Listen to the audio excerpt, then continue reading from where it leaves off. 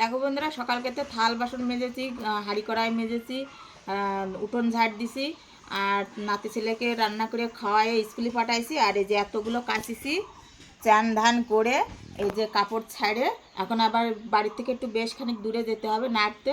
তা দেখো এতগুলো কাচিছি তো অনেক দূরে যেতে হবে নাড়তে। তা দেখো যাচ্ছি নাড়তে। মানে দুনিয়ার মানুষের টাইম আছে, আমার টাইম নেই।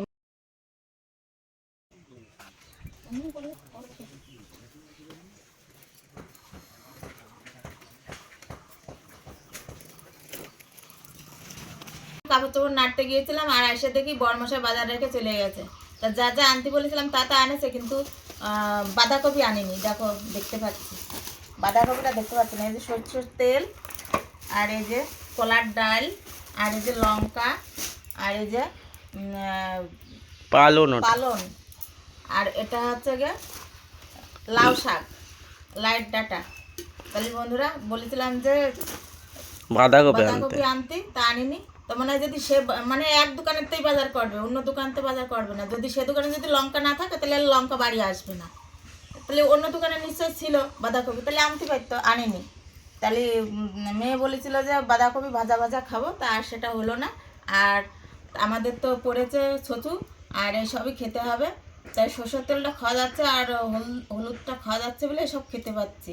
আমরা একটু দূরে আছি, তার জন্যে মানে সরষের তেলটা খেতে পাচ্ছি। আর যদি কাছাকাছি হতো না, একদম সিদ্ধ খেতে হতো। আর এই বছরে 2-3 পালন করতে হয় আমাদের।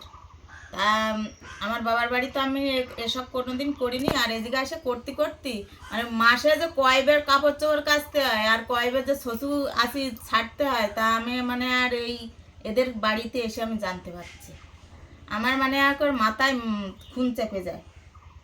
তা বন্ধুরা, এই কিছু রান্না করব, আর ছেলেরা তো বাড়ি থাকবে না, আবার রান্নার সময় দেখা হবে।